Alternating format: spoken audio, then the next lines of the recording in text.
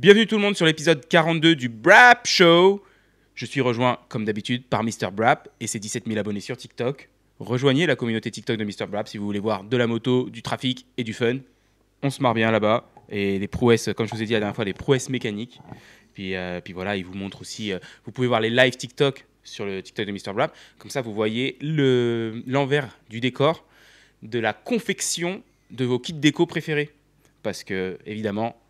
Avec nous depuis toujours, MGT Design et MGT Design Racewear pour des kits déco et des tenues de 100% perso. Donc vous pouvez les contacter sur Instagram, @mgtdesign-mx pour les kits déco, @mgtdesign-racewear pour les tenues. N'hésitez plus, les prix sont compétitifs. Vous voyez, on a mis un nouveau maillot un petit peu, on a renouvelé la garde-robe du décor du Brap Show. Donc, moi perso, je l'aime bien celui-là. Je sais pas vous. Après, si vous le préférez en vert fluo, vous pouvez l'avoir en vert fluo. Si vous voulez, le seul truc que vous ne pourrez pas retirer, en fait, c'est les logos MGT Design, parce que c'est eux qui vont vous faire, qui vont réaliser votre rêve. Mais ensuite, vous pouvez faire tout ce que vous voulez. Donc allez-y. Nous, on va parler Thunder Valley, le 3e round du championnat AMA Pro Motocross. On va parler aussi un petit peu K-Gums et le MXGP. Même si j'avoue que j'ai quand même un petit peu moins suivi. Mais on va en parler parce qu'on n'a pas besoin de voir les courses pour avoir des opinions. C'est la beauté de 2025.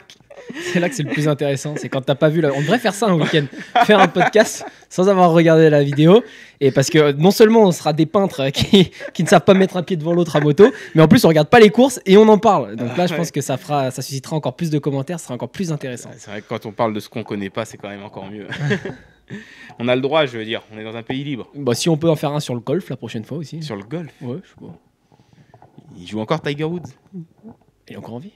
Oui, il est encore en vie. Ça va, c'est une blague. Bon, Thunder Valley.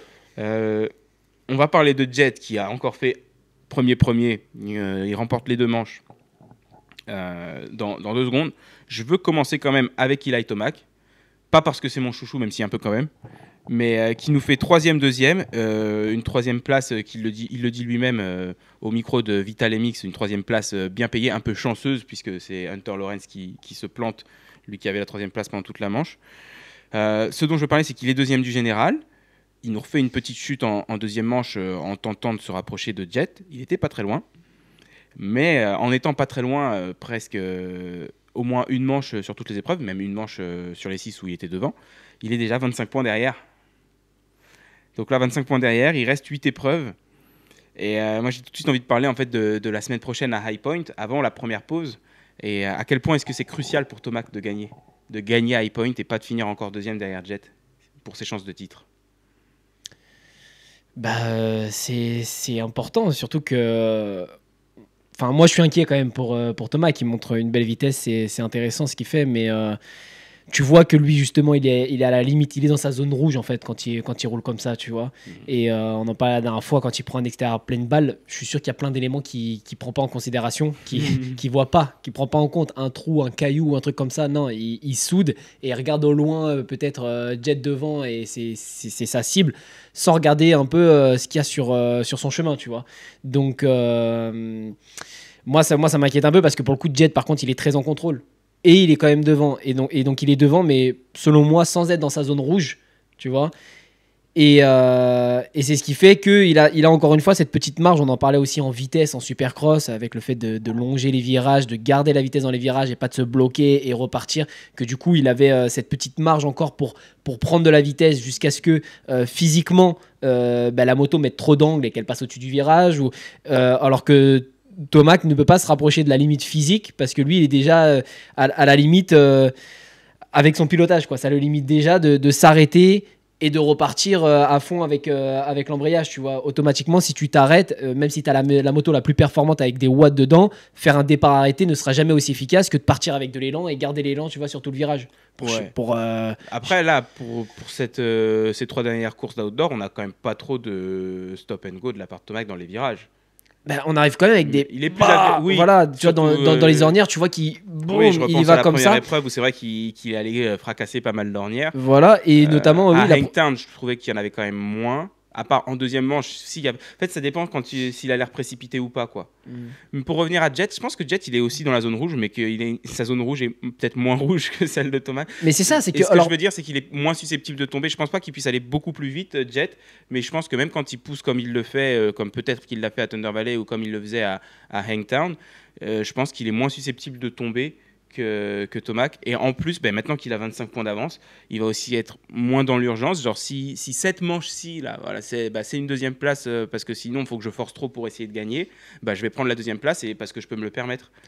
Ouais, mais il y a aussi du coup justement cette zone rouge où en fait, la zone rouge qu'on appellerait celle de Jet, parce que là, effectivement, je pense qu'il va un peu dans sa zone rouge quand il est derrière Plessinger en première manche. À quelques tours de la fin, quelques minutes de la fin, il y a un peu urgence, purée, je viens de me faire doubler, non, c'est pas le moment et tout, donc j'en remets, parce qu'il semblait en plus, justement, enfin moi je le trouvais fatigué un peu sur la moto en première manche, je me suis dit, mais il a plus rien dans le sac, là, qu'est-ce qui se passe, justement, des erreurs un peu inhabituelles, ou alors, voilà, pas confortable avec la moto, c'était l'un ou l'autre. Et au final, quand Plessinger, là, pareil, tu sais pas ce qui lui arrive, lui, boum, il est sur un nuage, il passe devant, et il arrive quand même justement à augmenter encore son niveau, mais sauf que la façon dont il augmente son niveau, et au final il fait pas d'erreur quoi, quand il est derrière, il va pas justement casser une ornière, il est pas bourrin, et c'est ce qui fait que lui, je pense que quand il est sur la piste, un trou, un caillou, tu vois, il va quand même le voir passer et avoir le temps de réagir à ça, tu vois. Je trouve que Jet, on le voyait, on en a parlé sur ses erreurs à Paris dans les whoops ou des choses comme ça, il a cette faculté de s'adapter hyper rapidement, de lire la piste, de lire la réaction de la moto pour s'adapter et éviter la chute, éviter la catastrophe et du coup limiter le nombre d'erreurs. Que la façon, après c'est mon point de vue extérieur, comme je vois le pilotage des deux, j'ai l'impression qu'un Tomac justement c'est en bourrin et le trou je vais aller m'écraser dedans et vu que je suis costaud, la plupart du temps ça va pas bouger, mais si le trou il est un peu vicieux ou que voilà, il va me chahuter ou tu vois l'ornière, je vais à fond dedans, je vais me caler dedans sans forcément lire un peu voilà Sexton, ce qu'on disait aussi de la précipitation,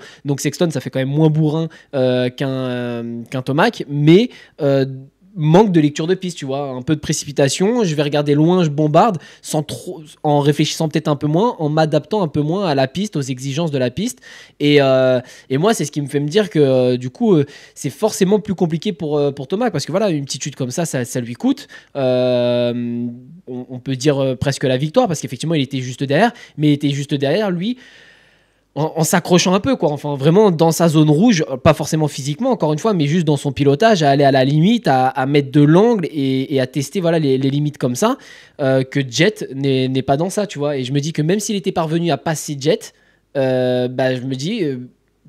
comme avec Plessinger, Jet il aurait peut-être été capable au final d'augmenter encore une fois son niveau, mais tout en restant safe lui pour le coup, et donc de l'augmenter sans risque de chute derrière, et parce qu'on l'a pas vu encore, tu vois, on n'a pas vu Jet déjà se faire concurrencer comme il a été avec Plessinger là. Je crois que c'est la première fois qu'on le voit se faire doubler à la régulière comme ça en étant en tête, si je dis pas de bêtises. Je pense, oui. Et donc c'est la première fois qu'on a dû le voir réagir à ça et augmenter son niveau. Après peut-être que sur 10 fois, il y a peut-être 2 ou 3 fois où il tombera. Je crois pas trop. Se faire doubler, je crois que Sexton l'a peut-être fait à Southwick l'année dernière, mais Jet était encore endolori. Sa chute à Hangtown, il n'était pas vraiment à 100%, et ça se voyait quand même. Mais ouais, effectivement, là, AP, il a fait quand même une petite prouesse. Mais je voulais revenir, oui, et je pense que du coup, pour Tomac aussi, c'est un pilotage qui est plus dépendant de la piste. C'est vrai que j'ai souvent entendu DV, même dans les années Kawasaki, dire que Tomac, en fait, quand tu n'as pas besoin de réfléchir à quelle est la bonne trace, il est très bon parce qu'il va dans la trace qui est évidente et il va à fond et puis c'est bon. Mais que dès que le terrain est un petit peu plus délicat et qu'il faut y réfléchir un peu, composer... On l'a vu la semaine dernière, ça. Traces, il a plus de mal. En deuxième manche, quand il prend l'intérieur, il va dans l'intérieur à fond, sans se soucier de... C'était la semaine dernière qu'il tombe. Sans se soucier de comment est la piste à cet endroit-là, un peu plus sèche, un peu plus humide, un peu plus glissante, sablonneux ou pas. Il y va à fond, et sauf que y a des fois voilà, où ça passe pas, que quand toutes les traces sont avec la même texture, avec la même profondeur d'ornière ou quoi, il va dedans effectivement et il lit moins la piste, je pense, et il soude. Après, je lui donne un joker pour la semaine dernière parce qu'il faisait quand même très chaud. Et ça faisait déjà plus de 10 minutes qu'il était à bloc pour essayer de revenir. Donc ouais, personne n'est capable de bien réfléchir dans ces conditions-là, je pense. Oui, enfin bon, après tu lui donneras un joker sur ce championnat-là aussi, du coup. Non. Non, je donne pas un joker sur... Ouais, c'est bon. J'ai mon son qui fait des siennes. Non, je lui donne pas un joker sur tout le championnat parce que c'est un peu l'avantage de tout le championnat, c'est que tu peux te permettre de faire une petite erreur et de quand même compenser. Mais c'est vrai que là, 25 points, il va falloir quand même finir devant Jet de nombreuses fois pour les... Et la petite erreur de Jet, c'est d'avoir fini 3e. Ouais, c'est ça. Tomac, sa pire manche, c'est 9e. Il a fini 4e de la première à Pala. Et là, il finit 3e de la première manche. Donc c'est vrai que les 3 pires résultats de Tomac, c'est 9, 4 et 3. Et les 3 pires résultats de Jet, c'est 3, 1 et 1. Donc là, c'est clair que c'est déjà compliqué. Après, comme je te disais, on en a parlé hors podcast, mais la semaine dernière, je te demandais si le fait d'être en altitude et tout, Thomas qui connaît sa moto, c'est un avantage. Mais c'est vrai que c'est aussi le terrain où il s'est explosé les 2 épaules en 2015, il me semble, sur la Honda. Et j'ai pas le souvenir de voir Thomas beaucoup gagner à Thunder Valley. Je suis sûr qu'il a déjà gagné des courses, même en 450, mais tu vois, je me rappelle, il me semble que Dylan la gagne, il me semble que Dylan se bat contre Roxen l'année où il gagne le titre, en 2021. En 2022, quand Tomac gagne son dernier titre outdoor, c'est encore Roxen en tout cas c'est Roxen qui gagne sur cette piste. Les 2 dernières années, Tomac n'était pas là. Donc je pense que c'était pas forcément non plus le terrain sur lequel, historiquement, c'est pas le meilleur terrain de Tomac, et il va avoir des opportunités de gagner des courses. Est-ce qu'il va réussir à refaire un déficit de 25 points? Ouais, disons que s'il finit pas devant Jet dans les 2 manches la semaine prochaine, je vais être vraiment... À la limite, s'il fait 2-1 et qu'ils sont à égalité de points et qu'il gagne la course, ou même 1-2 et qu'il gagne pas la course mais qu'il est à égalité de points à la fin de la journée, peut-être que je me dirais ça va dans le bon sens pour une fois sur un week-end on n'a pas perdu de points, tu vois. Mais c'est sûr que s'il perd encore ne serait-ce qu'un point, même si c'est juste un point de perdu, derrière c'est aussi une course de moins à faire. Et donc les opportunités de ramasser des points vont devenir de plus en plus limitées.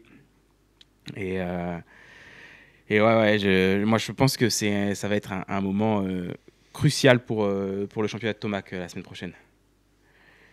Bon, on va parler vite fait de Jet, qui, encore une fois, 1-1, magnifique. Alors oui, il y a un truc que j'ai vu quand même dans la première manche, c'est que tu avais Jet, Plessinger, Hunter et Tomac derrière. Et ensuite, Tomac qui se fait un peu distancer, puis Tomac qui revient dans la roue d'Hunter. Et en fait, à ce moment-là, j'ai trouvé que Tomac avait de meilleures traces que Hunter sur certaines parties du circuit. Puis Hunter, il a réussi à capter et à prendre à peu près les mêmes traces et à améliorer en tout cas ses traces. Et il est revenu dans la roue de Plessinger jusqu'à le doubler.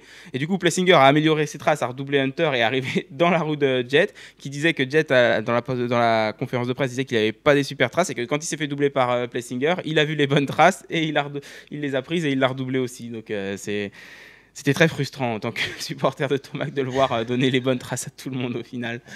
Mais c'était assez marrant quand même de voir le développement de la manche quand même du coup.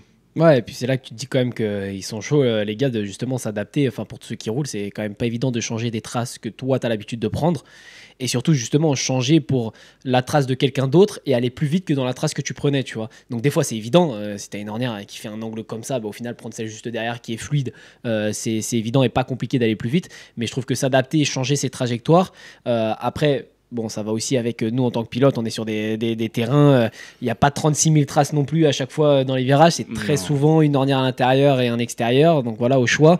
Mais ça n'empêche que changer sa trajectoire pour une qui est mieux et qui va être en milieu de manche, montré par celui qui revient derrière toi, qui te double, et du coup réussir à faire l'effort de le redoubler en prenant ses traces, etc. Je trouve que c'est pas évident à faire. Donc chapeau à Hunter, puis Plessinger, et puis Jet, et merci Tomac. Ouais. Après, je pense que c'est très psychologique. Tu vois, si t'es pas à l'aise dans tes traces et que tu vois un mec te doubler dans une autre, tu te dis oh mais elle a l'air vachement mieux celle-là, et donc je vais essayer, tu vois. Ouais, mais à la fois tu te prends un petit coup de massue aussi quand tu viens de te faire déposer dans l'extérieur par exemple. Ouais, c'est clair. Et là et là tu te dis bon en gros ouais, j'ai pas son niveau là aujourd'hui, tu vois, j'ai rien pour lui quoi, tu te dis ça, et donc c'est l'un ou l'autre, et je trouve que c'est pas évident de se dire mais c'est parce que sa trace a été meilleure, tu vois. Après c'est des mecs justement, normalement ils ont confiance en eux, en leur pilotage, ils font ça tous les jours, c'est ce pourquoi ils se lèvent, etc. Donc je pense que c'est pas un dépassement dans l'extérieur, ils vont se dire j'ai rien pour lui aujourd'hui. Ils ont plus tendance en général à dire comme là Plessinger qui dit je peux battre Jet, je peux pas battre Jet. Je pense qu'ils sont plus dans cet état d'esprit là avant de se dire bon là j'ai pas la vitesse, j'ai rien pour lui quoi, je peux rien faire. Donc c'est peut-être plus évident pour eux de quand ils se font doubler, de dire non, c'est pas moi qui vais pas assez vite. Là, sa trace, elle était meilleure, quoi. Et je prends sa trace et je pense que même si je prends sa trace, oui, mais c'est parce que moi, ma moto, ils sont plus du genre à trouver des excuses avant de se dire bon, bah, j'ai rien pour lui aujourd'hui, quoi. Ouais, mais je pense aussi que du coup, là, en fait, cette piste, elle favorisait cet état d'esprit où tu te dis ah bah cette trace est peut-être meilleure parce qu'à mon avis, d'une, il y en avait beaucoup, et de deux, je pense que quand tu étais sur le terrain, c'était pas évident de voir laquelle a l'air mieux et ils étaient pas à l'aise. Et je pense que vraiment la configuration de piste qui était très profonde et très défoncée les poussait à être plus ouverts d'esprit quand ils voyaient quelqu'un aller plus vite dans une autre trace, à mon avis. Que, comme on en parlait, quand tu es sur un terrain où visuellement tu vois quelle est la bonne trace, tu la prends tout le temps. Si quelqu'un vient de doubler dans l'intérieur et que c'est pas la trace principale, tu vas peut-être te dire bah, c'est juste qu'il allait plus vite et voilà, là, il avait une trace moins bonne, mais pour me doubler parce qu'il est meilleur. Bon, alors ce Jet qui nous fait encore un doublé, il a gagné quand même dans sa carrière 450 Pro Motocross 18 courses sur 19.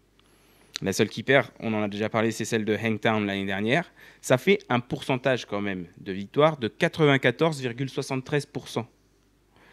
Ma question pour toi, Mister Brap, la question à 1 million de pas euros. Est-ce qu'il sera à plus de 50% de victoire à la fin de sa carrière en 450 motocross US spécifiquement? Je pense. Pétard. Il a dit oui. Ah, donc tu... Je pense que oui, parce que, après, bon, il y a évidemment plein d'éléments à prendre en compte, tu vois, mais s'il nous fait pas une fin de carrière en mode, bon, j'ai plus à la ride, tu vois, j'ai plus le niveau, mais je continue pour battre un record d'âge ou des trucs comme ça, ça peut changer la donne. Si maintenant il s'arrête, tu vois, un peu comme un Tomac, on sait que Tomac, a priori, va s'arrêter peut-être sur son plus gros niveau, tu vois. Donc, s'il avait plus une carrière similaire à la Tomac, je pense que oui. C'est ouf quand même. Bah ouais. J'arrive même pas à avoir une opinion. Moi. Je te pose la question, j'arrive même pas à avoir une opinion. Parce que je me dis, mais plus de 50% de victoire à la fin de la carrière, c'est... En même temps, tu te dis qu'il faudrait qu'il en perde, encore... 18 là, il a fait 17, il faudrait qu'il en perde encore 17 pour être à 50% là. Donc déjà, il pourrait perdre toutes les courses qui restent là cette année, il serait toujours à plus de 50% de pourcentage de victoire. Ouais, bah, c'est vrai que voilà, une fois que je dis ça, je comprends mieux ton point de vue. Bon, Hunter Lawrence, solide, ça va dans le bon sens. A priori, les deux Lawrence sont plus contents de leur moto. Après, en deuxième manche, c'était quand même... Non, c'est lui qui était troisième. C'est AP qui a fait une moins bonne deuxième manche. Ouais, c'est Hunter qui était troisième. Non, bah ouais, c'est juste dommage en fait, Hunter, pour la petite chute en première manche. Sinon, il aurait été probablement sur le podium. Et sinon, Justin Cooper et Aaron Plessinger qui ont chacun fait une bonne manche sur deux. Ouais. Et ouais, Justin Cooper, ça continue dans la bonne dynamique du Supercross.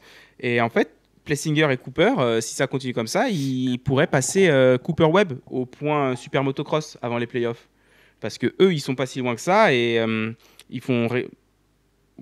Plessinger fait régulièrement des podiums sur 3 épreuves. Justin Cooper monte sur 1. Il finit sur le podium, là, je crois. Non, c'est Plessinger qui finit sur le podium. Mais il fait un podium... C'est pas Cooper qui finit 3e de la deuxième manche? Je sais plus. Ou 4e. Bref, il marque quand même pas mal plus de points que Cooper Webb, Justin Cooper aussi. Et du coup, ouais, si on regarde les points, je les ai pas notés, mais si ça continue comme ça sur tout le championnat Pro Motocross, on pourrait avoir un Justin Cooper ou un Aaron Plessinger qui part avec les 25 points d'emblée pour les playoffs. T'imagines Justin Cooper champion Super Motocross à la fin de l'année? Ouais, non, je crois quand même pas. Et est-ce que... À la fois, il n'y a pas d'oups en Super Motocross. Bah ouais, mais est-ce que tu vois, si t'as Cooper Webb qui est champion Supercross, t'as Jet ou Tomac, ou Plessinger, mais je pense que Plessinger est quand même un peu moins régulier, mais même si il roule bien en ce moment, donc c'est difficile de le sortir du trio parce qu'ils sont quand même restés à peu près tous les trois. Enfin, il y a des courses où Jet et Tomac, ils déposent tout le monde et genre en deuxième manche, là, ils étaient encore tout seuls dans leur monde. Et il y a des courses où Plessinger, il est là et il double Jet. Donc, c'est difficile un petit peu à avoir, mais je trouve que Plessinger, il n'est pas constamment au même niveau que les deux autres, quoi. Donc, tu as un Jet ou Tomac champion outdoor, tu as un Webb qui est champion Supercross. Au final, si tu as un Justin Cooper qui gagne pas une course en motocross, qui gagne pas une course en supercross, qui est champion super motocross à la fin de l'année, est-ce que ça dévalorise pas un peu le championnat super motocross Ça de la dépend. fin Enfin, Justin Cooper, il gagnera jamais le super motocross sans gagner une des épreuves du super motocross. C'est pas en partant avec les 25 points du début, avec les points qui sont doublés, triplés ensuite, qui gagnera le super motocross. Donc, si ensuite il nous gagne une épreuve du super motocross, ne serait-ce qu'une sur les 3, il aura juste bénéficié d'un petit avantage de 25 points pour sa régularité tout au long du championnat. Ça fait un peu comme le contrôle continu au bac. Ou voilà. Enfin, moi, je trouve que c'est pas ça ce qui fait toute la diff. Je trouve que les points, moi, ils sont bien pensés pour le super motocross de doubler et de tripler ensuite, tu vois, parce que justement, ça donne pas trop d'avantages avec les points qui sont donnés au départ. Faudrait faire des petits scénarios avec un mec qui partirait avec 0 points, par exemple, de toute façon, tu peux pas partir avec 0 points si le dernier qualifié, peut-être au LCQ, il a pas de points pour le super motocross. Ouais, quoique. Ouais, si. Donc, faudrait faire un scénario avec lui, par exemple, qui en gagne 2 sur 3, qui gagne les 3 épreuves sans partir avec les 25 points, et l'autre qui fait deuxième. De toute façon, même en faisant deuxième. Non, s'il fait deuxième, par exemple, admettons, moi je me qualifie, 0 points d'entrée au super motocross, je gagne les 3 épreuves du super motocross, et Justin Cooper qui rentre avec les 25 points fait 3 fois deuxième derrière moi sur les épreuves. Toi, tu auras 150 points normalement, parce que tu as 25 plus 50 plus 75, donc ça fait 75, 150. Et lui, il fait 3 fois deuxième, tu dis. Donc 3 fois deuxième, ça fait 22, puis 44, ce qui fait 66, puis ensuite 66. Et donc ça fait du 132. Ouais. Et donc, plus les 25, il te bat quand même, ouais. Ok. De pas beaucoup, un peu moins de 10 points, je crois. 132 plus 25, ça fait 152 plus 5, 157. Ouais, il te bat de 7 points. De 7 points. Ouais, tu vois, peut-être qu'alors il faudra revoir un peu le barème pour donner quand même l'opportunité à quelqu'un qui se qualifie. Mais en fait, on va pas se mentir, ceux qui se qualifient en général au LCQ. Après, même faire 2-2-2, c'est pas si évident que ça, tu vois. Non, c'est sûr. Si Justin Cooper, faire 2-2-2, tu vois, autant oui, Jet, et à la l'imaginer fois... faire 1-1-1 des 3 épreuves de play-off. Justin Cooper, s'il veut faire 2-2-2, il va falloir battre des bons gars, quoi. Non, c'est ça. Et puis, il a été récompensé d'avoir fait toute la saison aussi, au final. Donc, même s'il me gagne avec 7 points, mais c'est nul. Alors, il est parti avec des points d'avance. Non, lui, il a fait toute la saison, ça fait partie du jeu, quoi. Ce podcast, il va être chiant, mais tu m'as convaincu, je suis d'accord avec toi. C'est vrai. Non, tu vois, si Justin Cooper est champion super motocross, c'est mon champion super motocross, y a pas de souci. Mais je préférerais que ce soit Tomac. J'ai dit que j'aimais bien Tomac ? Non, je crois pas. Ah, ok. Je vais pas le dire, sinon après ça va être évident. On parle de Prado ou on parle pas de Prado ? Je crois que si vous êtes anti-Prado, allez sur le podcast de DV. Ah ouais, encore ? Non, j'ai pas écouté le dernier, je sais pas, mais je sais que c'est un sujet récurrent. À chaque fois, ils font un petit tour par Prado, je crois, dans leur podcast. Et en général, ils le félicitent pas. Donc, En vrai, la première manche, c'était mieux, il me semble. Et les départs, déjà, sont mieux. Ils partent dans le bon il y a wagon. juste ça qui a été mieux, quoi. Mais deuxième au final, manche... il s'est fait doubler. Enfin, je veux dire, Hampshire, je crois qu'il a fini devant lui encore, non ? Après, pas cette épreuve. Deuxième manche, il a cassé la moto. Ah ouais ? Donc, il a cassé la moto. La moto, il y a eu un problème mécanique. On va dire ça comme ça. Il y a eu un problème mécanique parce qu'il a cassé la moto. Tu te dis, qu'est-ce qu'il a fait ? Il a fait des rupteurs non-stop. Il a tapé dedans. Il a Tomac ? Donc, il a cassé la moto, il a Tomac. Moi, je sais pas, t'as dit il a cassé la moto. Mais sauf qu'il roule sur une yam, Thomas. Du coup, j'avais pas compris au départ. Elle est pas mal. Ouais, voilà. Elle est pas bien, mais. Du coup, Prado. De toute façon, apparemment, il disait déjà la semaine dernière, je crois, il veut plus de puissance dans la moto. Donc, faudra lui donner le moteur de Tomac. Il paraît que c'est connu que cette génération de Kawasaki en 450 n'est pas aussi puissante que les autres. Ah. Ouais. Déjà d'origine, et a priori, ils ont du mal à... Il paraît que Prado également est un pilote qui aime avoir le maximum de puissance possible, et lui, il a dosé. Et donc, il veut avoir, comme Tomac, autant de puissance que Kawasaki peut lui en fournir, et même plus encore. Et ensuite, lui, il fait avec. Et donc là, ouais, a priori, il n'a pas assez. Mais bon. Mais c'est vrai que du coup, en fait, quand tu y repenses et que tu penses à ça, on se dit, ouais, putain, Prado, il part bien tout le temps et tout, en 4,50, tout ça. Mais enfin, forcément, si le mec, tu lui mets, je sais pas combien de poneys sous le capot, forcément, ça sort devant. Enfin, tu vois, si tu lui mets un max de puissance, au final, c'est plus Prado qui est waouh, il est fort au départ, parce que on le voit bien là, du coup, qu'il a pas la puissance qu'il veut. Bizarrement, il fait pas de all shot, tu vois. Après, encore une fois, ce week-end, il est assez bien parti parce qu'on sait quand même que. Oui, mais il est pas parti devant comme il le faisait en GP. Non, mais en on GP, sait que Jet Hunter, enfin surtout Jet, c'est aussi un monstre au départ. Enfin, mais c'était pas plus de 50% de all shot, par exemple, Prado en GP. Si. Mais je pense que quand tu fais plus de 50% de all shot, il n'y a pas que la moto non plus. Tu as une très bonne moto, très puissante qui favorise un très bon départ, mais tu as aussi un pilote qui sait prendre de bons départs, tu vois. Bah, je ne remets pas en cause le fait, je te dis pas, tu me donnes sa 4,50, du coup, et moi aussi, sa 4,50 Gascaz, là, et je vais faire le all shot devant Jet. Je te dis pas ça. Je pense que si tu lui donnes la moto de Jet, il fait des all shots, Prado, aux US, là. Bah, je suis pas sûr, parce que du coup, est-ce que Jet roule avec un maximum de puissance? Je pense pas. Sauf que Jet, du coup, les Honda, ils ont une bonne map au départ. Ils ont vraiment une bonne map au départ. L'autre, il a jamais roulé sur une Honda, il a jamais fait un départ avec une Honda, à part sur un champ de patates tout sec avec la mienne. Ouais. Non, mais moi, non, parce que tu vois, il a l'air de vouloir un truc très, très particulier, effectivement, avec un maximum de puissance. Et au final, je trouve, quand j'ai entendu ça, son interview en disant j'aime quand il y a beaucoup de puissance, et qu'apparemment, Erlings, il avait été justement interviewé, il avait dit mais moi, jamais je roule avec son moteur, là, ce serait m'envoyer sur la Lune. Bah, c'est que voilà, il roule vraiment avec un truc qui se différencie même de la moto d'Erlings qui gagne, etc.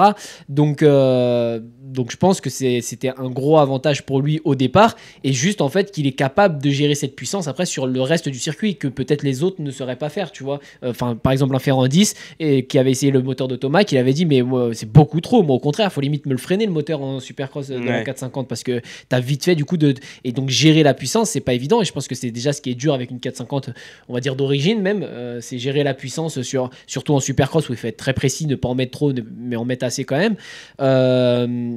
Donc ouais, moi je pense que ça l'aide beaucoup quand même Prado pour ses départs, et que là il a pas la puissance qu'il veut, et qu'au final bah, ouais, il arrive pas à sortir devant, et ses départs sont pas incroyables. Il a fait du coup un départ peut-être 5e, mais c'est tout. Les autres, oui, je sais il pas en a où fait un où il était 3, je crois, en deuxième manche, en arrivant en haut de la montée, et avant de prendre la première descente là sur le quart de tour à gauche. Ouais, mais en tout cas, en regardant ensuite son pilotage, enfin moi je suis assez inquiet, c'est que je le vois pas mobile justement sur la moto, je le vois beaucoup assis, ne pas comme s'il s'en sortait pas en fait dans les ornières là, tu vois, ce week-end. Le peu de fois où on a pu le voir à l'image, moi c'est le ressenti. Après on était peut-être en fin de manche, il était peut-être fatigué au final, arm pump justement à se battre avec la moto et la piste.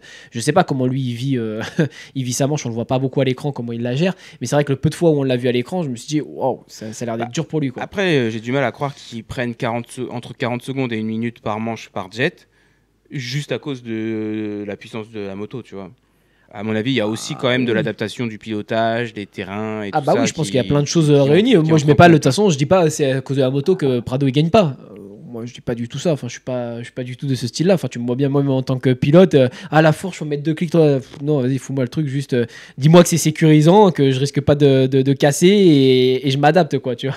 Donc non, je pense pas que ce soit la moto qui fasse toute la différence. Parce qu'encore une fois, je te dis, quand tu le vois rouler, enfin moi, le peu d'images que j'ai vu, si je voyais pas quelqu'un qui était à l'aise, etc., et la moto du coup qui lui manquait de pêche. De toute façon, j'arriverai pas à voir si c'est une moto qui manque de puissance le problème sur un circuit, mais plus lui qui était à la rue sur cette piste exigeante, pleine d'ornières, de trous. Et donc après voilà, peut-être la moto qu'il n'arrive pas à régler, j'en sais rien. Moi je reviens toujours au même, que tu regardes les vidéos d'entraînement, Prado qui a repris l'entraînement, tout ça, sur un terrain lisse aux US, tu vois. À prendre voilà, oui, des extérieurs pleines balles, tout lisse, tout propre. Quand ils arrivent dans des ornières d'1 mètre, on écoutait l'interview de Tom Vial, bah, c'est ce qu'il disait, que lui il roulait où est-ce qu'il s'entraîne Prado lui? Bah, là, depuis quelques semaines, il s'entraîne à Club MX. Donc ça c'est plus à l'est, les terrains sont sablonneux. Ouais, et c'est mieux parce qu'effectivement ils ont un peu de trous, ils sont nombreux à rouler. Ils ont du monde, il y a des pilotes amateurs et tout ça. C'est pas mal. Mais avant ça, c'était beaucoup de Fox Raceway, Paris, enfin les terrains en Californie quoi. Voilà, qui sont secs, béton et durs et poussiéreux. Ouais. Ce qui n'a pas du tout eu là. Ils sont un peu préparés, mais ils sont même pas forcément poussiéreux. Mais en plus c'est aussi ça, c'est qu'ils y vont le matin à l'ouverture. Ils vont pas rouler à 16 heures quand le terrain il a cuit et qu'il est défoncé par les pilotes amateurs et tout ça, quoi. Donc, déjà, ils y vont la semaine quand il y a moins de monde que le week-end. Et en plus, ouais, généralement, ils y vont le matin quand c'est encore arrosé et tout. Je sais pas, ils Et en demandent pas plus, la justement. terre est dure. Et ils demandent pas aux préparateurs de piste là-bas, après le week-end, ne la refaites pas. Nous, on vient rouler le lundi. Ouais, enfin, Mais après, ils ont fait ça après ils Fox roulent le Raceway. samedi. Les teams ont. Il y a plusieurs teams qui ont loué Fox Raceway pour justement aller tester. Alors, je sais pas, je pense que le terrain avait été refait, mais bon, ils étaient quand même plusieurs teams usines. Je crois qu'ils avaient quand même griffé. Ou même Et, après les courses, tu vois, qu'il est détruit après, après ouais. un round, bah tu gardes la tonnelle un peu plus longtemps là, et tu reroules le lundi quoi sur la piste détruite de la course de la veille, tu vois. Ouais.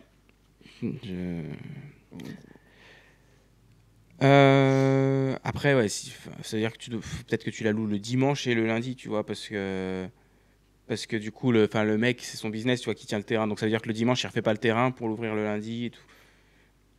Je sais pas. Mais oui, enfin, de toute façon, ils ont les sous, les team usines, et ils pourraient le faire. Oui, je disais la semaine dernière que Thomas, quand il voyait Plessinger devant lui en première manche, il devait quand même se frotter les mains à se dire: oh, la KTM devant, elle est pas trop mal. Nanana.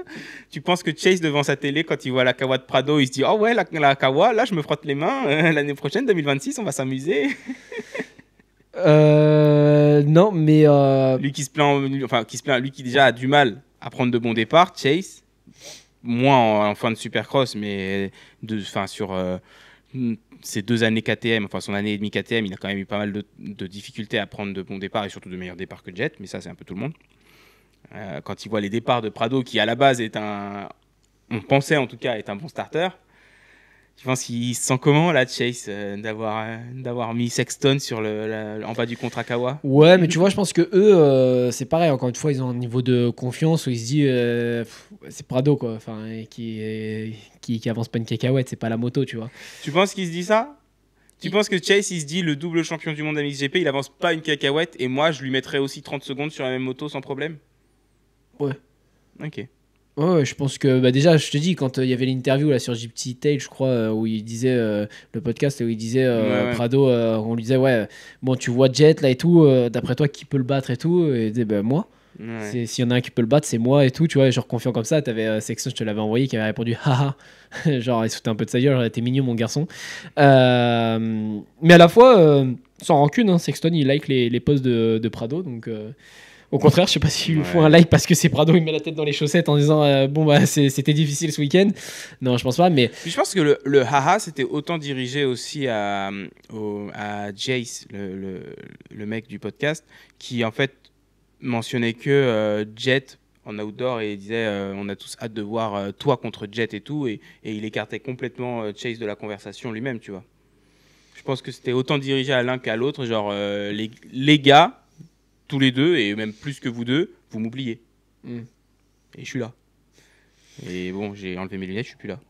Ouais, mais je sais pas, mais en tout cas, t'as vu aussi la conférence de presse, il y a une question qui a été posée à AP en lui disant est-ce que t'es content d'avoir potentiellement Tomac comme teammate l'année prochaine? T'as Tomac qui reste quand même très stoïque, hein, ils disent mais est-ce que t'as vu, parce que Tomac, pendant toute la conférence de presse au début, il est comme ça. Et tu sais tu vois qu'il est un peu dans ses pensées et tout, déjà pas trop là. Et puis il entend ça et d'un seul coup c'est petit sourire en coin pendant tout le blabla d'AP. Ouais, mais... J'ai l'impression que ça l'a amusé au final, Tomac, la question. Oui, bah lui, je pense qu'il s'en tape, mais bon, c'est drôle, il parle de choses comme ça, alors que c'est pas. Et j'en ai entendu parler, moi, dans la review Fly Racing avec Steve Matthes, Jason Wagent et Jason Thomas, et où il disait que c'est fort probable, par contre, que Aaron Plessinger se fasse taper sur les doigts parce qu'il était en mode ouais, si ça arrive, mais trop bien, j'aurais été teammate avec machin, bidule les trucs, et que, bah, genre, ils en parlent comme si c'était fait alors qu'ils sont pas censés le faire. Oui, mais sauf que lui, il en sait rien. Enfin, pourquoi Plessinger se ferait taper sur les dents? Moi, je dirais plus. Mais parce que si, Plessinger, il sait. Si ça a été signé, si ça n'a pas encore été signé, quel jour Thomas il a testé la moto, il est dans le team, il le sait, Plessinger. Bah ouais, mais enfin, je veux dire.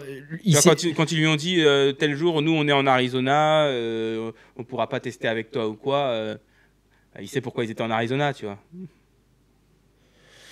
Ouais, enfin moi je taperais plus sur les doigts de Thomas par exemple qui réagit pas en disant mais les gars il y a rien qui est fait actuellement je suis avec Si Star t'es Racing Yamaha, Yamaha si t'es et... Yamaha, à la limite, oui, Ouais. tu taperais sur Oui les bah doigts, évidemment que c'est pas KTM qui vont lui dire vu que Thomas qui fallait a rien dire dit. que voilà mais bah du coup je vois pas KTM enfin qui du coup ouais KTM taperait sur les doigts de Plessinger au contraire KTM c'est pareil s'ils peuvent déjà le dire en gros enfin Ouais, mais ou c'est dans par les deux peur sens, que parce que justement tu vois, Yamaha aille voir KTM en leur disant vous abusez là ouais, parce que ça pourrait être des ruptures, ça pourrait aller à l'encontre de certaines clauses dans les contrats, j'en sais rien. Et de la même manière que KTM veut pas dire que Chase part pour l'instant, bah tu vois, ça va dans les deux sens. Donc ils savent que Yamaha ne veut pas dire que Tomac part pour l'instant, tu vois. Ouais, Plessinger il aurait dû dire bah écoutez les gars, je suis pas au courant, mais en tout cas, si j'avais un teammate comme Tomac, c'est sûr que je serais content. Bon, c'est vrai qu'il a quand même dit si ça arrive, tu vois. Ouais, enfin moi je trouve que c'est vrai que dans son il le dit ouais. De toute façon, j'ai envie de dire que même le petit sourire en coin de Tomac, il ment pas quoi.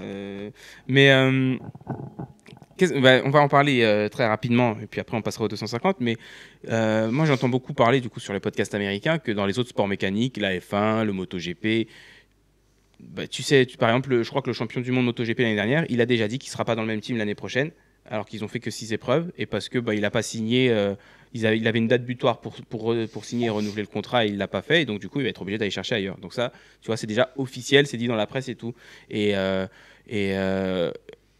Pour eux, chez eux, dans leur sport, ça c'est officiel. Limite, quand c'est signé, ben voilà, même s'il reste encore 10 courses où que le mec va faire sur une Ducati, quand il part sur une Yamaha ou une Honda l'année d'après, tu le sais déjà. Nous, en cross, c'est très mal vu, ça doit rester secret et tout. Qu'est-ce que tu en penses?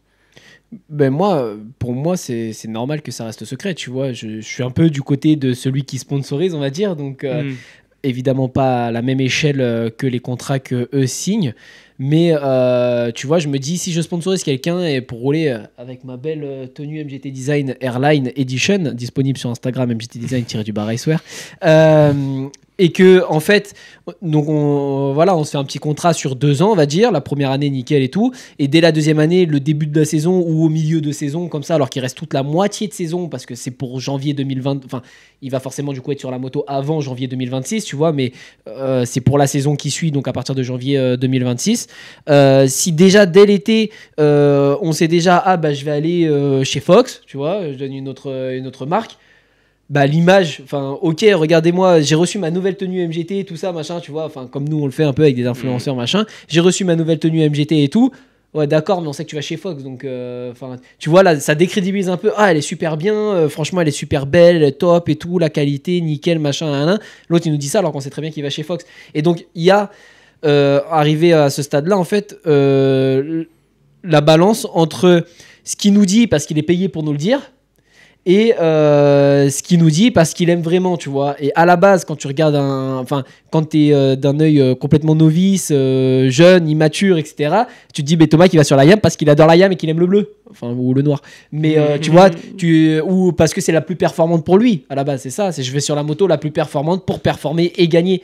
Et sauf qu'ensuite, en grandissant, quand tu sais ce qu'il y a derrière les contrats, qu'il y a des gros sous, voilà, j'ai vu aussi une interview, je crois, sur un Mix2K de Fèvre qui parlait de ça au début de sa carrière, où on lui met 2 contrats sur la table. Un où il va pas gagner beaucoup d'argent, mais où il est sur une moto compétitive, tu vois, a priori. Et l'autre où il gagne beaucoup d'argent, mais sur une moto moins compétitive, sur laquelle il pourrait faire moins de résultats. Et du coup, tu as la balance justement entre les deux de se dire, mince, lequel je choisis, donc il y en a qui vont, je crois que lui il avait fait le choix justement de moins d'argent mais moto la plus compétitive pour voir sur le long terme au début de sa carrière performer, dégoter des meilleurs contrats, renégocier derrière, etc. Ce qui me paraît le plus sensé. Et l'autre qui va se dire gros chèque et tout, vas-y je saute sur l'occasion, je vais sur une moto moins performante, même si je fais 5ème, c'est pas grave, je gagnerai plus d'argent que si je gagne avec l'autre, tu vois. Et sauf que du coup, mais pour l'image de celui qui la reçoit et qui n'est pas dans les contrats, Romain Feb, mon idole, du coup oui, tu vois, c'est des influenceurs, c'est pilotes. Donc ça veut dire, au final, je vais acheter cette moto-là pensant que d'après Feb c'est la plus performante, alors qu'en fait non, c'est celle qui lui a donné le plus gros chèque. Mais à moi, il me donne pas de chèque. Et moi, je voulais la moto la plus performante. Enfin, donc tu vois, il y a ce décalage entre les deux. Et donc là, je suis allé loin sur les motos, mais ne serait-ce que sur les vêtements, moi, je trouve que ça décrédibilise et donc ça donnera moins envie à la personne d'acheter parce que oui, là, tu portes ça, mais je sais déjà que tu seras en Fox l'année prochaine. Donc en fait, si je suis idole de toi, je vais commencer tout de suite à regarder les tenues Fox dans laquelle tu pourrais être l'année prochaine peut-être et stylé, et pour prendre la même tenue que toi, tu vois, Tomac. Donc ouais, non, moi, pour moi, ça devrait. Mais bon, après, c'est que ça fuite à cause des médias, des gens qui arrivent à se rendre sur place, qui regardent entre des arbres, etc. Ça fuite comme ça. Mais normalement, effectivement, tu devrais pas du tout le savoir, et tu devrais le savoir à partir du moment où, boum, il est sur la moto et il te l'annonce, tu vois. Tu devrais pas le savoir en avance. Ouais, à la limite, tu pourrais savoir que, de toute façon, on sait qu'Yamaha n'aura pas les moyens de le reconduire et tout. Mais encore, déjà, comment ça se fait qu'on le sait, ça, tu vois? Ça, je veux dire, les gestions d'argent. Enfin, je veux dire, je sais pas combien tu as sur ton compte en banque et combien tu payes ceci, combien tu payes cela, tu vois. Enfin, je veux dire, on n'est même pas censé le savoir, que du coup, budgétairement, ça, tu nous le donnes après. Ah bah mince, purée, Thomas, il est parti et tout. Tu veux nous expliquer les raisons? Voilà, être un peu transparent. Et encore, donner les raisons, au final, c'est, je trouve. Enfin, c'est un peu en paradoxe avec pourquoi ils investissent sur ces gars-là. Ils investissent pour vendre derrière. Si tu m'expliques qu'en fait c'est parce que j'avais plus d'argent et pas parce que ma moto elle était moins bonne. Enfin, pour Yamaha, c'est mieux de dire bah, j'ai pas gardé Tomac, c'est pas parce que ma moto ne lui convenait pas, c'est parce qu'on n'avait pas assez d'argent pour le garder. Mais si c'était pas dit, pour Kawasaki, pour KTM par exemple, ils se frotteraient les mains. C'est on a récupéré Tomac, ils vont tous penser du coup que la KTM elle convient mieux à Tomac si c'est pas rendu public. Donc il y a toujours la part de ce qu'on dit, ce qu'on ne dit pas. Et de toute façon, c'est ce qu'on voit, c'est ce qui se passe. C'est qu'il y a des choses qui sont dites, d'autres non. Donc on fait un petit peu avec ça et au final on sait pas tout. Donc on parle de choses, mais au final on n'est pas au courant de tout non plus de ce qui se passe derrière. Mais de base, pour moi, ça ne devrait pas être dit. Enfin, dans l'intérêt des marques, ça devrait pas être dit. Je suis entièrement d'accord avec toi. Et en fait, c'est là que la différence entre le motocross et la F1 et le MotoGP se fait. C'est que, en fait, en MotoGP, même si tu as le champion du monde qui roule sur une Ducati, c'est pas une Ducati que tu peux acheter. La moto qui roule sur la piste, tu peux pas l'acheter dans le commerce. Que nous, même si la Yam de Tomac, c'est pas la même que tu vas t'acheter dans le commerce parce que c'est une Yamaha d'usine et qu'il y a des pièces que de toute façon tu pourras pas trouver dans le commerce, la base c'est quand même la même. Ils partent de la même base de production avec les mêmes roues, le même cadre, les mêmes suspensions. Après voilà, ils changent des trucs ou ils changent carrément les suspensions, mais c'est la même base. Et voilà, et Yamaha cherche à vendre des motos de cross qui vont aller sur des terrains qui sont des motos quand même similaires, qui vont aller sur des terrains similaires. Et donc, comme tu dis, si dès le mois de mars, tu sais que Thomas il est pas sur Yamaha l'année prochaine et que dès le mois d'avril, tu sais qu'il part chez KTM, Yamaha, tu as peur que les ventes elles fassent comme ça pour le reste de l'année. Donc, je suis d'accord avec toi qu'en fait, en cross, le fait que ce soit pas rendu officiel, ça fait complètement sens parce que ouais, pour les constructeurs et pour les ventes, ça pourrait. Et enfin, à l'inverse, tu vois, je suis sûr que Roxen, il a fait vendre plein de Suzuki. Parce que sur une Suzuki, et donc c'est quand même la preuve que mettre des mecs sur des motos, ça en fait vendre quelques-unes. Est-ce que ça justifie après le salaire que Suzuki verse à Roxen? Je sais pas s'ils vendent assez de motos pour le justifier. Et puis c'est pas mon job de le savoir. Mais tu vois, je voyais une vidéo sur Instagram de Roxen qui allait à une course de mountain bike et où il va voir dans les paddocks un mec qui lui dit c'est trop cool de te rencontrer, j'ai acheté une Suzuki à cause de toi. Tu vois, et il dit j'adore. Et Roxane il lui dit t'aurais dû me dire, on t'aurait arrangé quoi. Mais bon, donc ouais, je suis d'accord avec toi, c'est normal qu'en cross, je trouve que du coup c'est normal qu'en MotoGP tu sois au courant. Tu vois, de la même manière que je sais pas en basket ou en foot, si tu sais qu'un joueur la saison prochaine il part dans une autre équipe. De toute façon, c'est plus pareil parce que les fans de l'équipe, généralement, ils sont fans de l'équipe dans la région dans laquelle ils vivent et tout, donc ils vont quand même rester fans de l'équipe. Ça va pas abîmer les ventes de merch. Enfin, peut-être ils vont vendre moins de maillots. Je sais pas. Si Mbappé il quitte le Real, peut-être que le Real va vendre moins de maillots Mbappé, mais c'est pas ça leur source de revenus principale, donc ils s'en foutent au final. C'est ça. Alors par contre, en tant que spectateur et fan. On se frotte les mains d'avoir les petits potins, les petits trucs, oui. les petites rumeurs de lui chez lui, on regarde les articles, etc. Donc ça, c'est sûr. Mais effectivement, quand tu te mets de la place du côté des constructeurs, de ceux qui payent les gars, en fait, moi j'ai l'impression que du coup, que Tomac, après, c'est plus un investissement sur le nombre d'années qu'on a signé de base. Parce qu'en fait, déjà, la dernière année, on peut la sauter. Ouais. La dernière année, c'est déjà annoncé, donc il va plus rien nous rapporter, en fait. Donc là, je fais rouler un mec, je le paye, le mec, et il me rapporte plus rien. On sait déjà qu'il va se barrer ailleurs, et donc tout le monde est quasiment au courant. Donc tout le monde va plutôt aller déjà se renseigner pour acheter la KTM, en fait. Après, ça marche dans les deux sens, tu vois. C'est que ça veut dire que t'es Yamaha aussi, t'as vendu des motos grâce à Tomac l'année avant qu'il arrive parce que c'était déjà annoncé. Si, ça a été, mais c'est pas toujours le cas. C'est pas tout le temps annoncé super en avance comme là, tu vois. Non, c'était le cas pour Roxen quand il est parti chez Honda. Mais encore, on savait qu'il partait. Chase chez KT, Mais c'était chez qui pareil. il allait, on savait pas trop. Il y avait Suzuki, Club MX, Sakawa privé. Non, je te parle de quand Roxane a quitté RCH en 2016 pour aller chez Honda en 2017. Où là, a priori, je crois qu'à Anaheim 1 en 2016, l'industrie du cross savait déjà que Roxane partait chez Honda en 2017. Tu vois. Bon, on va passer très vite à la catégorie 250 parce qu'on a déjà fait 45 minutes. Donc, on va enchaîner. IMAS, premier, surprenant. Ouais, c'est vrai. Il leur a mis la pâtée. Il a littéralement fumé Digan, enfin la moto de Digan. Ouais, c'était. J'étais un peu inquiet au début pour lui quand même en première manche quand je voyais Digan revenir et qu'il était chaud avant que la moto se mette à fumer. Mais en tout cas, en deuxième manche, pas d'excuses. Non. Il l'a tenu jusqu'au bout et ça l'a fait. Ouais. Bon, ouais, donc Digan, il finit deuxième de la première manche, mais c'était chaud. Vraiment, sautait plus les sauts. Ouais. Est-ce que tu penses que c'est juste qu'il préservait la moto ou il ressentait déjà une perte de puissance? Je pense qu'il ressentait une petite perte de puissance déjà. Ouais, et puis, il ressentait une perte de puissance. Et puis, si la moto casse encore une fois sur un appel de saut, tu vois, on le voyait mettre l'avant quand même assez haut. C'est tendu, donc les gros sauts, non, fallait pas y aller, tu vois. Tu mets la moto, ouais, non, il devait avoir une perte de puissance, c'est sûr. Ouais, je suis d'accord. Bon, 2-2 et deuxième de la manche, mais de toute façon, Imus qui n'a pas pris part à la deuxième manche à Hangtown et qui n'a pas fait, il a fait top 5 dans la première manche, il fait top 5 à Pala, mais dans la deuxième manche, il est parti loin. Je suis pas sûr qu'il revienne cinquième. J'ai pas noté les points, mais Imus c'est pas une menace au championnat pour l'instant, donc sans souci quoi pour Digan. Non.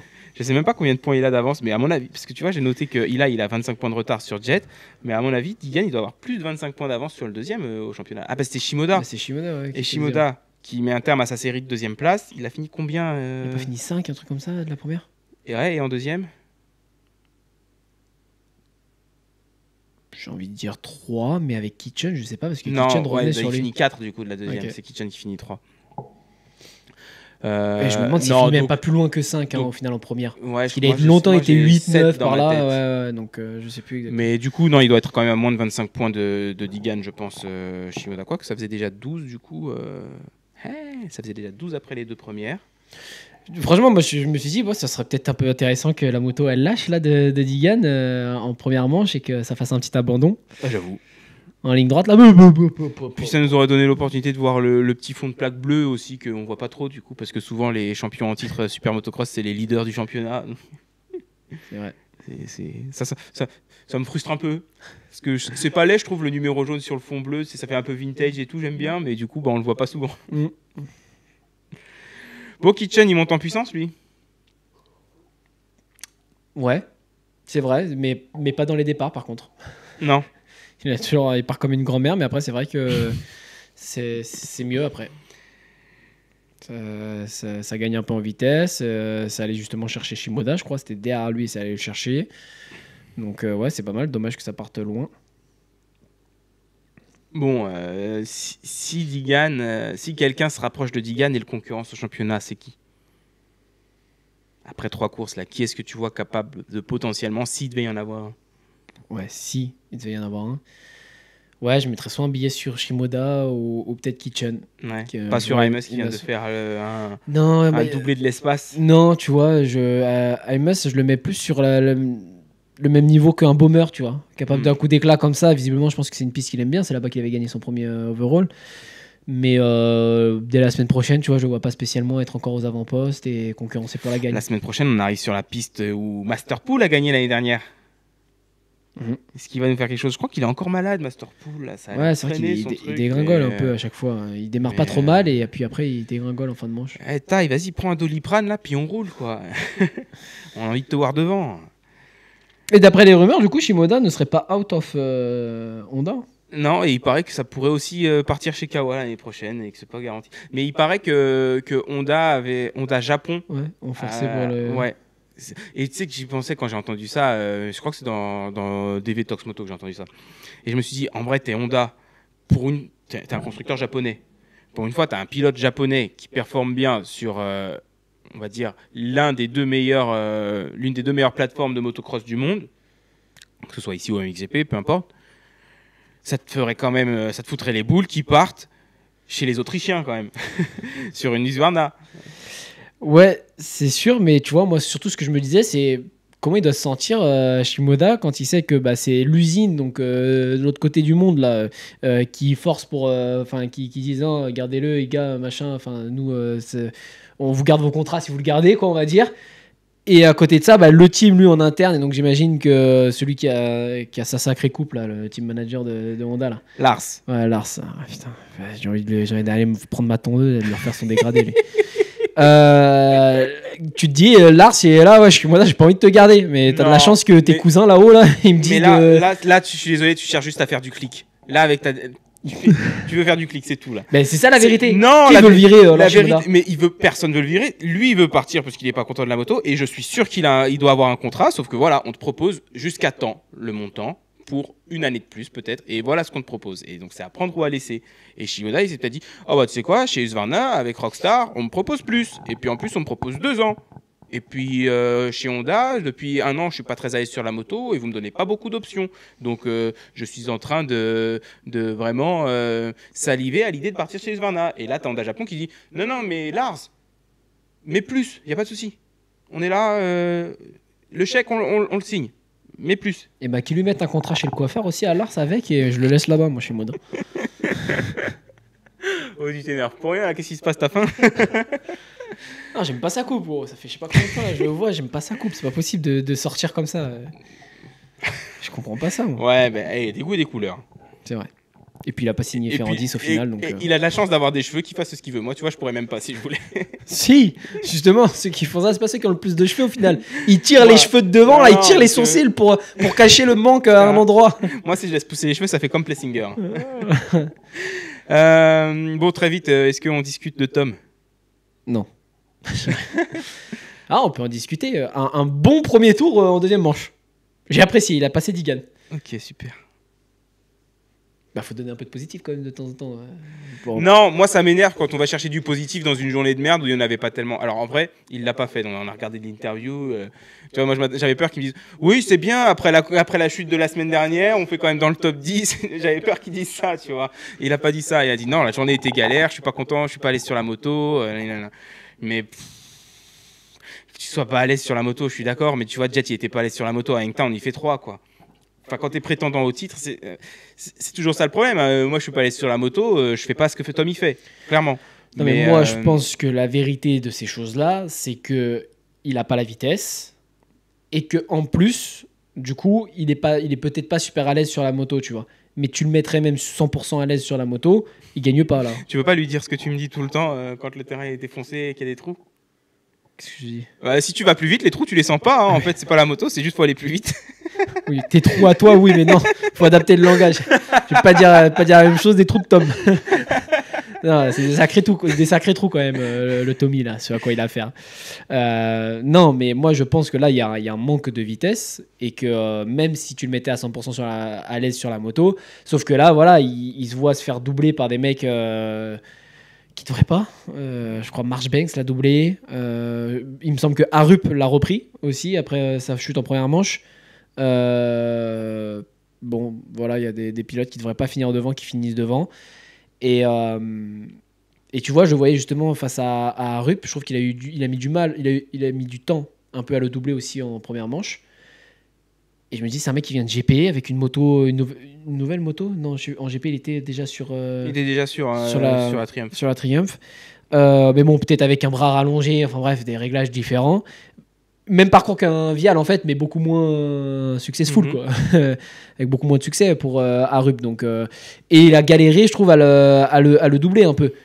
Et c'est Arup qui vient là, voilà, pour même en GP, je sais pas ce qu'il a fait Arup pour le coup, tu vois. Il a fait au moins un podium avec la Triumph l'année dernière.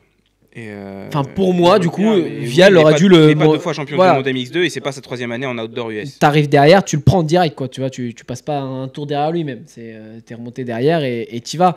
Après, toi aussi, hein, en ligue, il y a des fois où tu devrais pas passer un tour derrière le mec et t'en as passé 4 ou 5. Hein. Ah bah oui. Mais on est d'accord, attention, je dis pas Vial, fais comme moi, j'ai pas dit ça. Hein. C'est des choses qui arrivent. Non, Vial, fais ce que je dis, pas ce que je fais, surtout, tu vois, c'est surtout comme ça. Mais Thomas, qu'il aurait pas dû passer 20 minutes derrière Hunter Lawrence en première manche. Non, mais c'est Hunter Lawrence, tu vois, déjà. Enfin, c'est pareil, il devrait pas passer je sais pas combien de temps derrière Jet. Ah ouais, mais c'est Jet. Donc, Hunter Lawrence, il a jamais gagné une course en outdoor US. Thomas, il est 4 fois champion. Tu passes. Oh, mais là, tu te reposes sur tes lauriers. L'autre, pendant que Hunter il était dans le berceau en train de se faire bercer par ses parents, c'est là qu'il est champion, Thomas. Donc, forcément. Et puis, bon, bref. Moi, je pense qu'il y a un manque de vitesse pour notre Tommy National et que du coup, pas il se trouve des excuses avec le fait qu'il est pas à l'aise. Il est peut-être vraiment pas à l'aise, mais même si tu le mettais à l'aise, ça changerait pas beaucoup la donne. Alors, il ferait peut-être pas 8 quand même en première manche, mais je pense que du coup, c'est un peu l'effet boule de neige. Je suis pas très à l'aise. J'ai chuté et en plus, il y a un gars qui vient de me doubler. Tu vois, genre là, c'est Mourad dans les chaussettes. Et tu vois, justement, il a pas cette rage-là, je pense, en lui, mais jamais de ta vie. Il a pas le chien en lui, comme dit Haroup, jamais de ta vie. Je te repasse direct. Ben non, là, c'est purée. Même Haroup. Là, c'est. J'arrête. Il s'est pas dit c'est les traces qui sont meilleures. Non, je pense pas. Puis à son niveau, c'est la moto. Non, mais à son niveau, il a peut-être essayé. Il a peut-être essayé d'autres traces. Mais moi, je pense qu'il y a un manque de vitesse. Pour le titre, c'est mort de toute façon. Après le DNF de la semaine dernière et les performances qui ont précédé et suivi, c'est foutu. Ce serait bien quand même d'aller gagner des courses. Je crois qu'il a une offre de KTM pour monter en 450 l'année prochaine. Donc, moi, je la signerais. Tout de suite. Avant qu'elle soit plus sur la table. Mais ouais, c'est un peu inquiétant. Bon, il dit que c'est la moto. La semaine prochaine, je ne veux pas entendre parler de la moto. Hein. Il a dit qu'ils allaient bosser dessus cette semaine. Donc, la semaine prochaine, si c'est pas podium, je comprends pas. Et de toute façon, voilà, il le disait avec l'entraînement. Va t'entraîner dans les trous et les pistes défoncées avec des ornières, quoi. Arrête de t'entraîner à la Baker's Factory ou sur des terrains béton, sec, lisse. Ah non, lui justement, parce que Baker's Factory, c'est pareil, ils sont en Floride, les terrains sont un peu sablonneux, mais il disait que là, ça faisait, je sais pas, peut-être 2 semaines qu'ils s'entraînaient et qu'ils testaient en Californie, et que c'est sûr que par contre, les conditions... Autant s'ils se prennent pas une semaine de pluie avant la course à Thunder Valley, la terre est plus dure. Et après, ça dépend aussi comment ils la préparent, mais là, avec toute la pluie qu'ils ont eue, c'est sûr que ça faisait pas terrain de côte ouest, quoi. Bon, c'est tout pour le Ama Motocross. Ouais. Allez, ça fait 56 minutes qu'on parle, donc on va faire très vite sur le MXGP et le MX2, ok? Très vite. De toute façon, j'ai vu que les highlights, 10 minutes, donc je peux parler que de 10 minutes. Ouais, moi j'ai pas vu toutes les manches, mais j'en ai vu certaines. Erlings, 109e victoire de Grand Prix. Il est revenu. Il est à 251 points de Fèvre. C'est possible ou pas? Non. On vient tout juste de commencer la deuxième moitié. Non. Mais s'il gagne toutes les manches ici là. Mais encore 9. Ça fait 7. 7 x 9, c'est pas assez. Mais bon. 63. Oh, il est chaud. Pétard. Conan de 2 derrière Lynx. Fèvre, 6e, 3e en manche. Voilà, et lui, c'est pareil, il commence à nous prendre des excuses. Les terrains sont dans notre trajectoire. La semaine dernière, il a dit la même chose en Allemagne. Change ta voix quand il imite Romain Fèvre, par contre, parce que là, je suis pas d'accord. Pas Rominou. Non, mais genre, en Allemagne, il s'en est plein. Je crois c'était une catastrophe le terrain en Allemagne pour dépasser. Moi j'ai regardé toute la première manche. Purée, tu vois, je sais pas, j'ai pas regardé du coup. Ça se trouve, DV ils en parlent. DV il dit rien, il dit quoi de ça? Parce que lui il aime pas ça qu'on dise c'était difficile de doubler. T'es plus rapide, tu doubles. Si, parce que moi j'ai regardé pas en entier, mais il disait c'est un chemin de chèvre le terrain à Teufenthal. Ah oui, il en parlait avant même qu'ils aillent là-bas, non?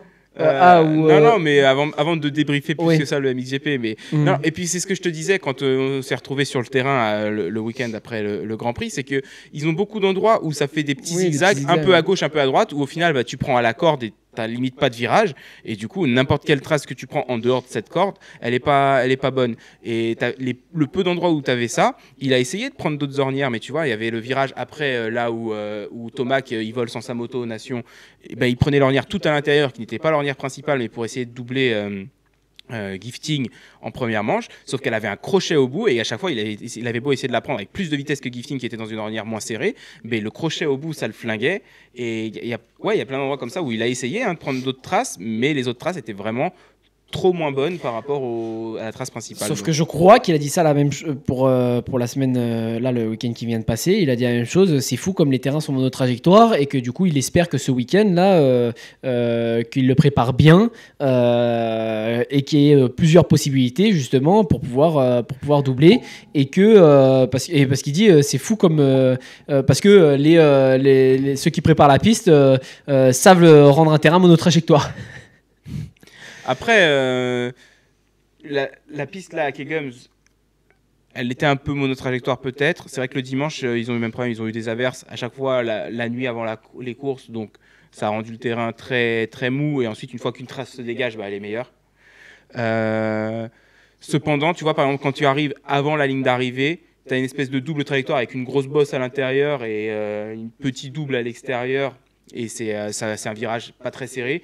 Et plusieurs fois, il est allé prendre à l'intérieur, voler super haut, alors que il aurait dû prendre à l'extérieur, là où il n'y a pas la grosse bosse et plein gaz, quoi. Et c'est vrai que quelquefois, tu as vu Herlings prendre la grosse bosse, mais il la scrubait bien, il allait beaucoup moins haut que Febvre, il s'arrêtait moins dessus, il arrivait dessus, il absorbait, il scrubait et ça continuait. Que Febvre, il arrivait, il s'écrasait sur la pelle, il sautait super haut. Et tu regardais Conen, lui, il prenait tout le temps à droite. Et même Herlings, en vrai, la plupart du temps, en première manche, il prenait tout le temps à droite. Et Febvre, lui, il allait à gauche, alors qu'il n'était même pas dans une position pour doubler, et il perdait du temps. Donc la piste est monotrajectoire, oui, en grande partie. Après, il avait quelques choix qui n'étaient pas les bons aussi. Non, mais surtout que moi, ça commence à m'inquiéter quand on parle de la piste qui est monotrajectoire. Enfin, moi, je trouve que c'est un signe de... on commence à sonner un peu l'alarme, tu vois. Oula, je perds des points week-end après week-end là, et qu'en fait si ça continue comme ça je vais pas l'avoir ce titre là, alors que je pense qu'il a soufflé un coup quand Geyser out, qu'il a récupéré la plaque rouge avec une certaine avance, il a pu souffler un coup en se disant c'était un peu Geyser ou moi quoi là, tu vois, en Renault au début qui était là mais après boum, blessure etc, donc il était plus dedans. Et Conen super loin, plus de voilà, et puis il faisait des erreurs en plus etc. Sauf que là, il est là week-end après week-end, il est régulier. Et puis effectivement, en plus, on a un Herlings maintenant qui vient aussi prendre des points. Donc c'est pas que des deuxièmes places derrière Conen qui va prendre week-end après week-end. Si jamais après, il vaut mieux faire 3 derrière Conen 2 que 2 derrière Conen 1 au niveau des points. Oui. mais quand il va y avoir ensuite des tactiques de team et qu'on va laisser passer Conen, ce sera 3 derrière 1. Conen 1. Donc non, moi ça m'inquiète un petit peu. Effectivement, j'espère que il va pouvoir stopper la perte de points là ce week-end. Ouais. C'est où ce week-end Purée, je sais plus. Moi je crois qu'ils avaient une pause. Là, ça fait déjà 4 courses de suite qu'ils font. Après, si ça se trouve, il y a une pause. Moi, je te dis ce week-end, je sais qu'ils parlaient de la prochaine en disant j'espère qu'ils vont bien la préparer. C'est pas Matterley Basin, non? Peut-être.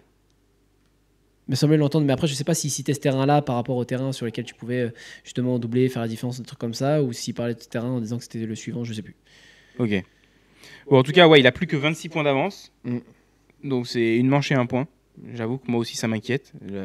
L'avance de plus de 40 points a vite fondu quand même.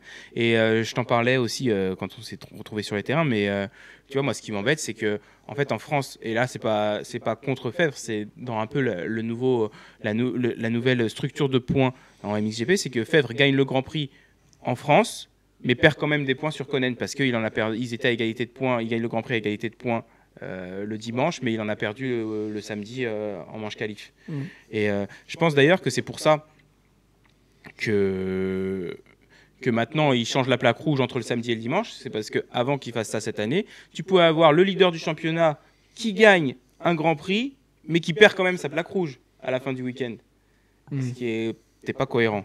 Mais même, enfin, moi je trouve que le principe de gagner un grand... Peut-être qu'il faudrait tout simplement compter les points de la qualif dans le résultat général du Grand Prix. Mais je pense qu'ils ne le font pas parce qu'il y a beaucoup de gens, déjà à la télé tu vois que le dimanche, à moins d'avoir le MXGP TV Pass, mais tu vois sur l'équipe ou Automoto HN, tu n'as que le dimanche, et je pense que dans les autres pays c'est la même chose. Et tu as plus de gens aussi sur place qui viennent le dimanche plutôt que le week-end complet. Et je pense que le principe c'est que pour la compréhension du spectateur, il faut que le vainqueur soit le mec qui a gagné la journée, quoi. Et que si tu as un gars qui gagne les 2 manches le dimanche mais qui finit pas premier sur le podium, en vrai, tu l'expliques aux commentaires, les gens sont pas si bêtes, quoi. Tu leur dis, ah bah oui, mais il a perdu des points la veille. Ah ok, il y avait une course la veille, je savais pas, et puis c'est tout, tu vois. Mais ouais. Et en MX2, j'ai rien noté, mais moi je vais te donner mon appréciation de la saison jusque-là, mais mention spéciale à Sacha Conen qui a gagné la Kegums. Je crois qu'il avait gagné aussi sur ce terrain l'année dernière. En MX2, moi je suis surpris de la défense de titre de Wolf, qui beaucoup d'erreurs, beaucoup de chutes, des pépins, et je crois qu'il s'est fait mal à la cheville en France. Je ne sais pas où il en est de ça. Mais il avait eu un problème mécanique à Saint-Jean en qualif qui lui avait évidemment fait perdre des points et en plus partir sur une mauvaise place sur la grille le dimanche. Mais c'est vrai que l'année dernière, il avait bénéficié d'une très bonne avance dès le début de championnat. Genre après 3 épreuves, je crois qu'il avait déjà une trentaine de points d'avance et du coup, il a pu gérer tout le reste de la saison parce qu'il n'a pas été ultra dominateur à gagner non plus 50% des courses, il me semble, de Wolf l'année dernière. T'as Konen je crois que Lucas Konen gagne plus de courses que lui. T'es sûr? Non. Non, je crois pas. Je crois pas au final. Moi, j'avais l'impression aussi. En fait, je sais pas parce que en regardant à chaque fois justement, je me disais oh là là, mais Lucas, comment ça se fait qu'il est pas là avec la plaque rouge? Parce que j'avais l'impression de voir beaucoup de succès en fait de Konen et au final. Mais parce que Lucas Konen c'était comme Stewart, c'est soit il gagne, soit il est pas sur le podium. Voilà, soit il était très loin, donc il en a perdu pas mal. Mais au final, non, même en quantité, je suis pas sûr qu'il en ait gagné plus que D Wolf. Ok. Alors de manche, je sais pas, de général, c'est différent aussi. Ouais. Mais enfin ouais, la De Wolf, je sais même pas combien de points il est au championnat derrière. Donc tu me dis il a gagné la deuxième manche? Ouais. C'est la première depuis un moment, il me semble qu'il gagne. Oui, c'est pour ça qu'il fait gros rupteur et tout ça. Moi au début, je me dis je sais pourquoi il fait un gros rupteur comme ça. Il a pas gagné le Grand Prix. Je sais même pas s'il monte sur le podium. Si, je crois qu'il est monté sur le podium, mais parce que il a fait gros rupteur comme s'il avait gagné le championnat. Hein. En Espagne avant Ernée, je sais pas s'il gagne une course, une manche. À Ernée, il en gagne pas. À Teufenthal, il me semble pas non plus. Bah non, de toute façon, c'est sûr. Donc, enfin ouais, c'est la première depuis longtemps, quoi. Et moi, j'avoue que je le pensais archi favori pour gagner le titre, surtout maintenant que Lucas Konen montait en 450. Et ouais, enfin là, Lagenfelder et Adamo, ils sont plus régulièrement aux avant-postes et en vitesse, ils sont très bons. Et Sacha Konen aussi. Sacha Konen, souvent des erreurs, quoi, mais. Ouais, tu te dis pas c'est De Wolf et ensuite les autres qui vont essayer de le challenger, tu vois. C'est vraiment, je dirais même que je mettrais les 3 KTM dans un groupe et De Wolf juste en dessous, là, après, au vu de la première moitié de championnat. Il a tellement parlé de Beast Mode, qu'il était à la Tomac. Le meilleur pilote 250 de 2024. Voilà, donc là, ça lui fait remettre les pieds sur terre. Ouais, peut-être, hein, peut-être. Les autres, ils doivent dire haha aussi, là, tu vois. Peut-être qu'il en a marre de la ski et qu'il a hâte d'aller chez Pro Circuit l'année prochaine. On y croit ou pas à ça? Mitch, il veut. Mitch, il a envie. Il veut. Bon. Bah écoute, c'est tout pour cet épisode 42. Hein. On va s'arrêter là. On a assez pris le temps et la tête à nos abonnés. Bah ouais. Mais merci de nous avoir suivis, encore une fois. La semaine prochaine, petit épisode 43 où on parlera de la course de High Point.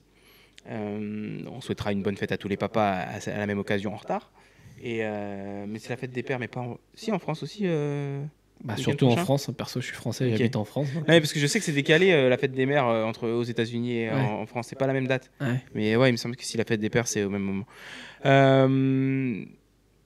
Et puis voilà, donc on verra si Eli a remporté une cruciale victoire à High Point ou si ses chances de titre s'envolent un petit peu plus au fil des épreuves. Merci de nous avoir suivis. On vous dit à la semaine prochaine et d'ici là, portez-vous bien. Ciao.